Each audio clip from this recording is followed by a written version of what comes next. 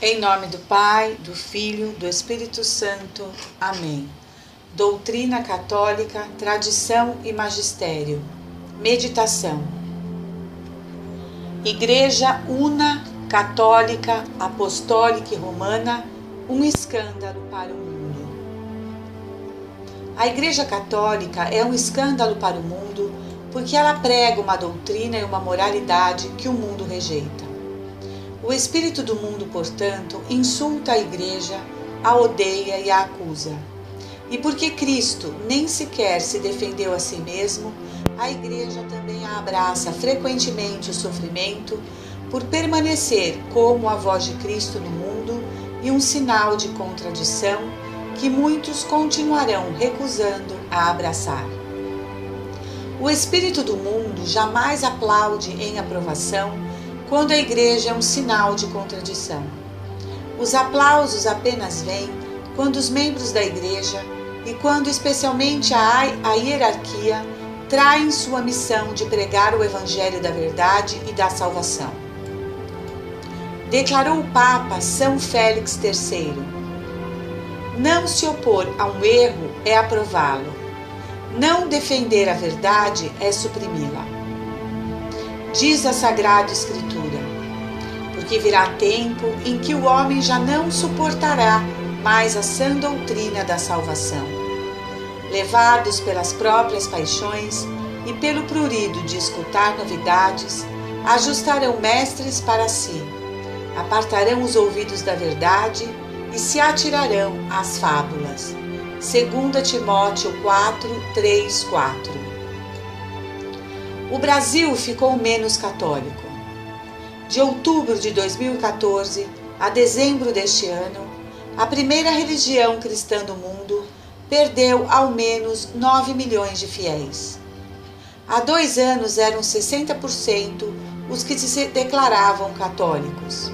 Neste ano, são 50%.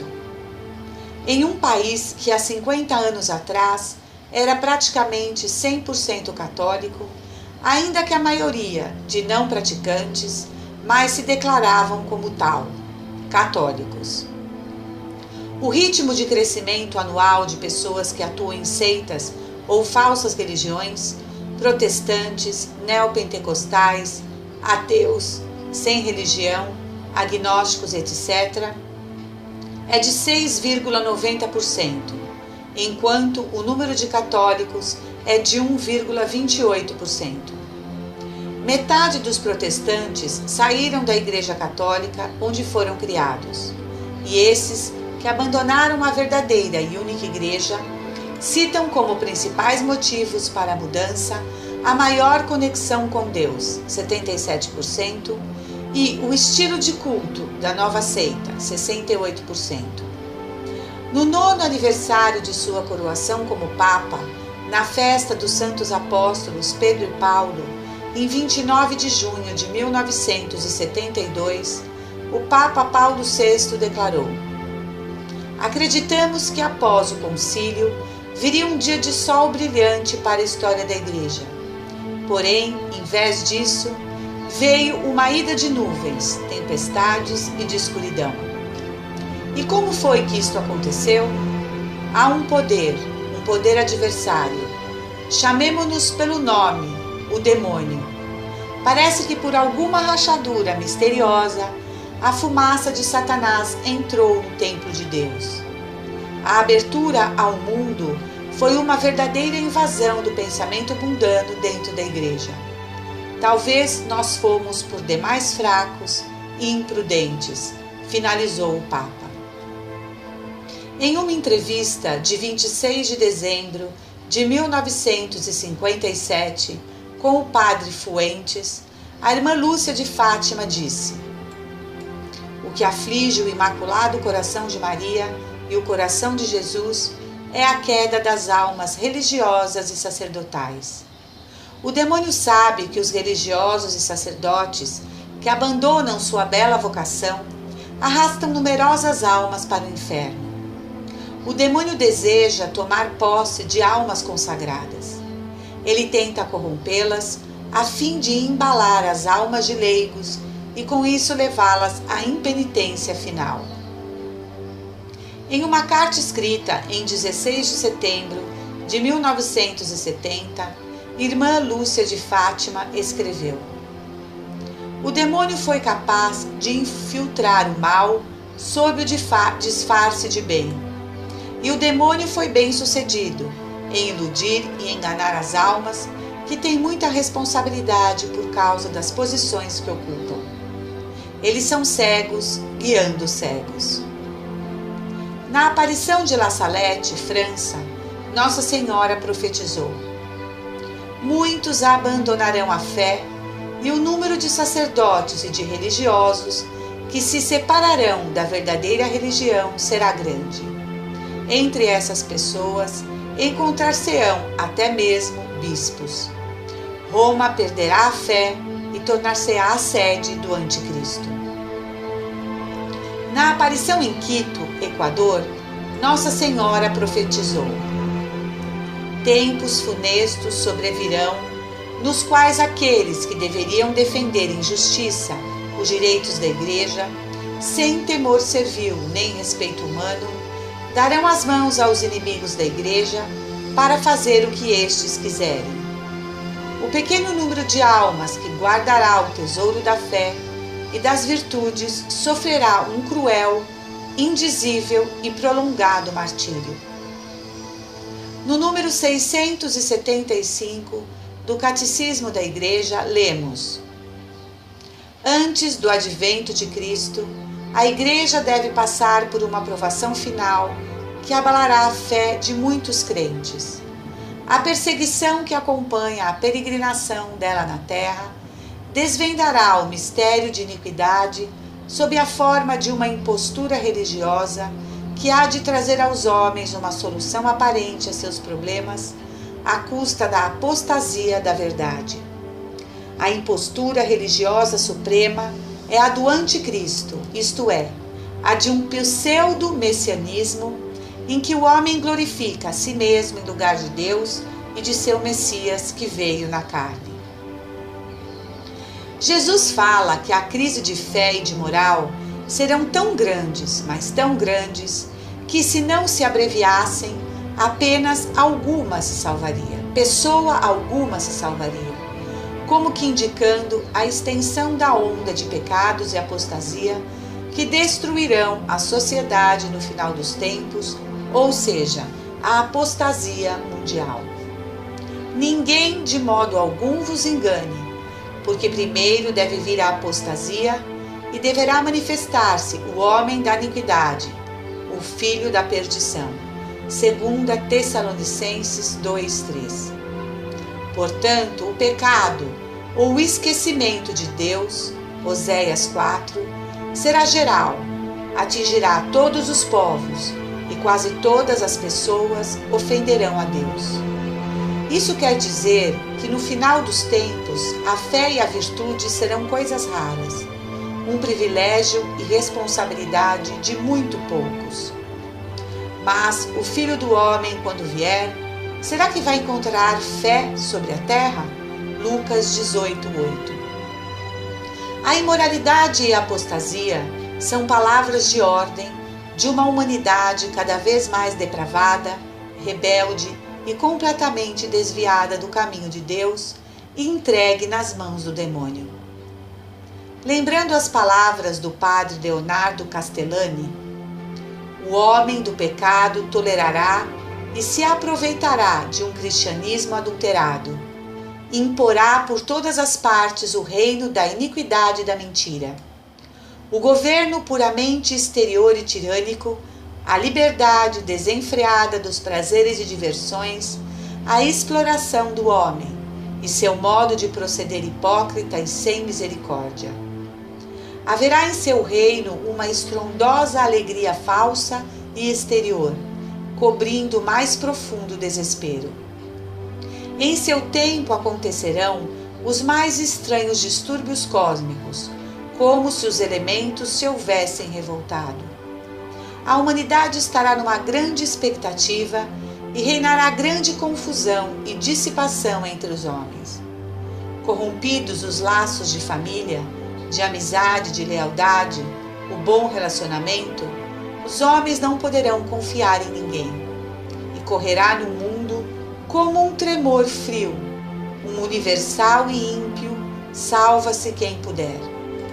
Será atropelado o que há de mais sagrado, e nenhuma palavra terá mais fé, nem pacto algum terá vigor, senão pela força. A caridade heróica de alguns fiéis, transformada em amizade até a morte, manterá no mundo ilhotas de fé. Porém, mesmo ali, ela estará continuamente ameaçada pela traição e pela espionagem. Fonte Padre Leonardo Castellani, 1899 a 1981, Los Papeles de Benjamin Benavides. Os mandamentos foram escritos em pedra pelo dedo de Deus. Embora as tábuas tenham sido quebradas e feitas em pedaços, a pedra é indestrutível. O Senhor chama Moisés para subir ao cume do Monte Sinai para lhe entregar o que preparou para nós. Falo por escrito para que sua palavra não seja distorcida ou alterada pelo homem, nem este interprete a lei de forma diferente ao sentido dado por Deus. Dá-nos por escrito para que permaneça o que quer transmitir e sua confiabilidade não seja alterada. A pedra é, por excelência, o material que garante que o que nela foi escrito permaneça sempre, de geração em geração. O Senhor lhe dá instruções orais sobre a construção de um tabernáculo, bem como instruções orais sobre a liturgia, o altar, incenso, paramentos sacerdotais. Finalmente lhe dá a tábua escrita pelo próprio dedo de Deus, transmissão oral e escrita. O Senhor ordena a Moisés para que desça e compreenda como facilmente as almas se corrompem e se afastam de Deus. O Senhor disse a Moisés: Vai, desce, porque se corrompeu o povo que tiraste do Egito.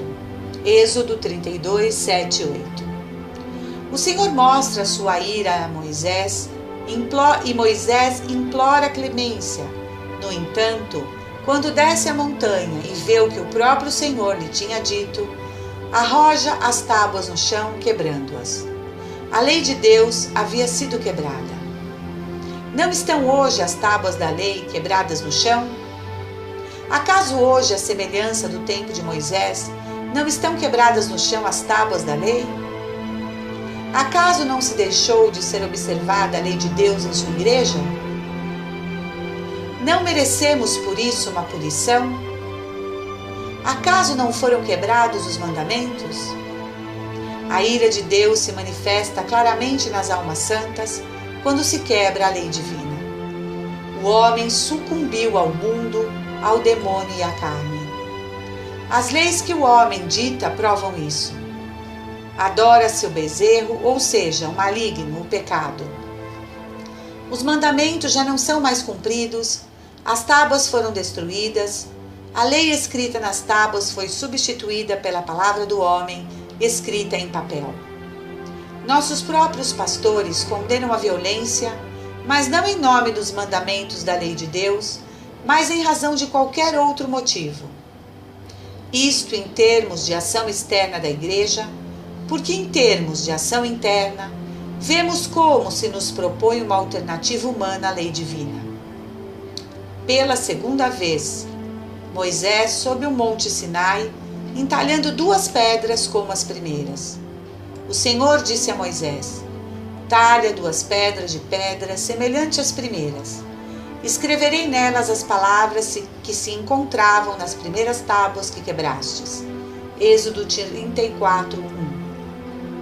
Ao descer da montanha, o rosto de Moisés brilhava, porque era o próprio Deus que falara e operara, e novamente escreve sobre a pedra e com as mesmas palavras os 10 mandamentos, enfatizando que são inquebrantáveis. A lei não pode ser alterada. Exortações são escritas hoje em papel para satisfazer e agradar ao homem, propondo com inaudita soberba uma via caritatis um caminho criado pelo homem para satisfazer o homem, para aqueles a quem lhe é difícil cumprir a lei de Deus. Como a comunhão para divorciados recasados, que profana de uma só vez 3 sacramentos da Igreja: matrimônio, confissão e Eucaristia. O que está escrito nas tábuas da lei, que dizem os mandamentos? O que tem mais validade, papel ou pedra? A palavra de Deus ou a palavra do homem? As tábuas foram quebradas mais uma vez? Podemos dizer sem nenhum temor, fiéis à palavra de Deus, que sim, elas estão quebradas. As tábuas foram furiosamente atiradas ao chão. Mas mesmo ainda quando quebradas, permanece o que está escrito, porque está escrito em pedra. A palavra de Deus não se questiona. Os mandamentos da lei de Deus se cumprem fielmente. Estão escritos por seu próprio dedo.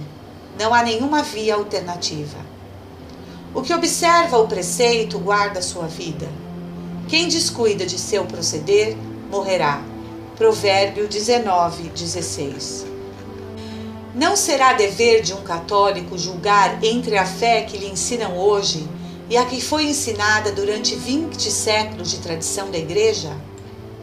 Ainda existem aqueles que não estão dispostos a disfarçar seu espanto ao ver tudo o que está acontecendo hoje. Pois bem, depois de 50 anos para cá, o entusiasmo obrigatório, um otimismo compulsório foi imposto ao fiel católico.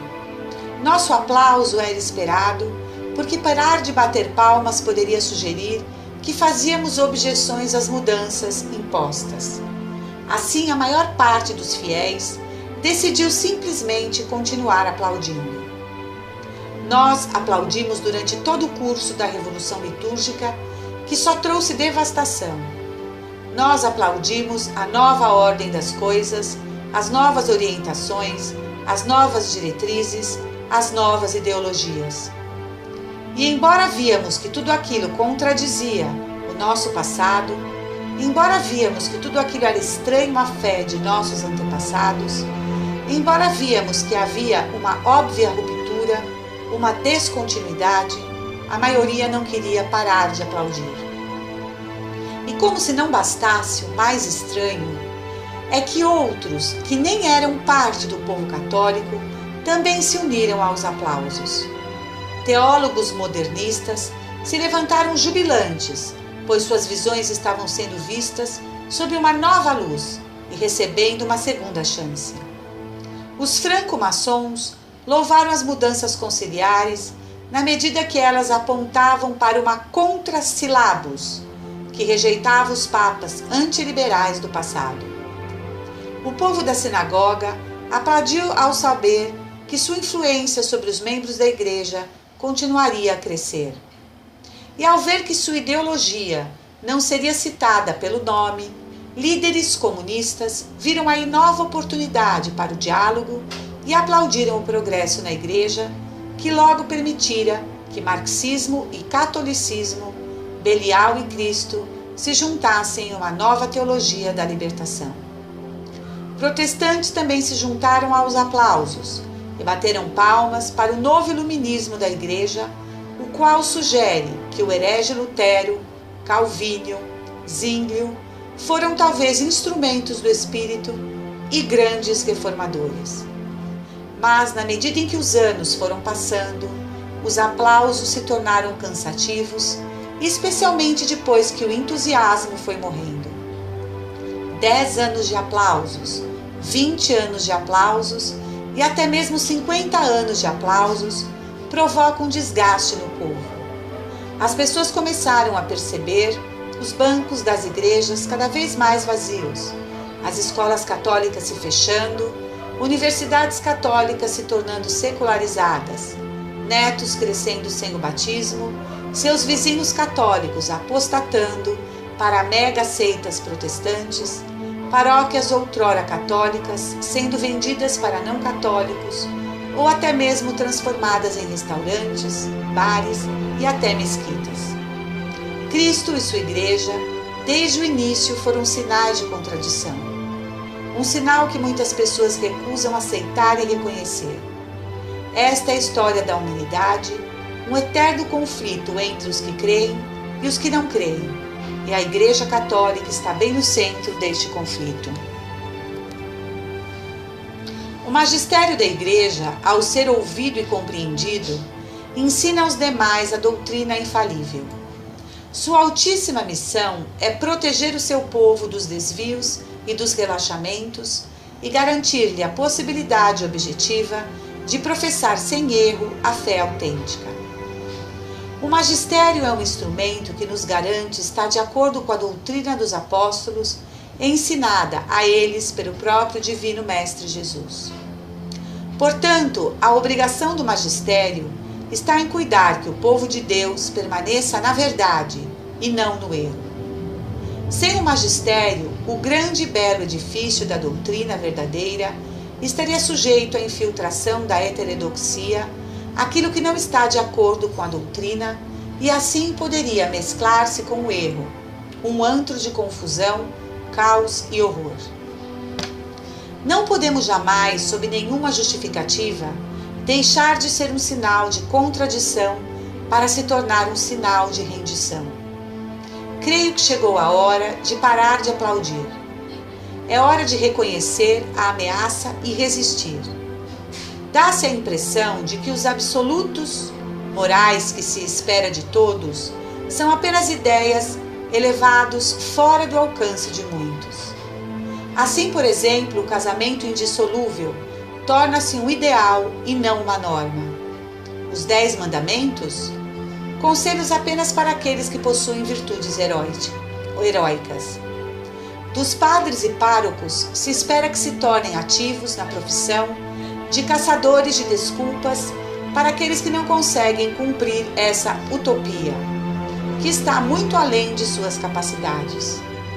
O subjetivismo de hoje leva qualquer um a pensar que a consciência desculpa tudo. Estamos nos tornando um sinal de contradição não para o mundo, mas para a Igreja e para a tradição. Devemos resistir e voltar a sermos um sinal de contradição para o mundo, que é do demônio. E é o Código de Direito Canônico que nos dá o direito de externar nossa preocupação, quando no cânon 212 diz: os fiéis, segundo a ciência, a competência e a proeminência de que desfrutam, têm o direito e mesmo por vezes o dever de manifestar aos sagrados pastores a sua opinião acerca das coisas pertinentes ao bem da Igreja e disporem aos restantes fiéis, salva a integridade da fé e dos costumes, a reverência devida aos pastores e tendo em conta a utilidade comum e a dignidade das pessoas. Finaliza o documento. Também o doutor angélico São Tomás de Aquino, em uma questão de justiça natural na Igreja, nos ensina: deve-se observar, contudo, que se a fé estiver em perigo, um subalterno deveria repreender seu prelado, mesmo publicamente. Daí Paulo, que estava sujeito a Pedro, o repreendeu em público por causa do perigo iminente de escândalo sobre a fé e como o brilho de Agostinho, diz em Gálatas 2:11. Pedro deu um exemplo aos superiores, que se em qualquer época acontecer deles se desviarem do caminho reto, eles não devem menosprezar serem repreendidos por seus súditos. Fonte São Tomás de Aquino, Suma Teológica 2:2, Q 33, artigo 4º. Termino a meditação de hoje novamente citando a Sagrada Escritura. Dizei somente sim se é sim, não se é não. Tudo que passa além disto vem do maligno. São Mateus 5:37. Que possa Deus ser o juiz da retidão de nossas intenções. Salve Maria. Senhor, dai-nos a fortaleza dos mártires. Em nome do Pai, do Filho e do Espírito Santo. Amém. Angelus Domini, nunciavit Maria.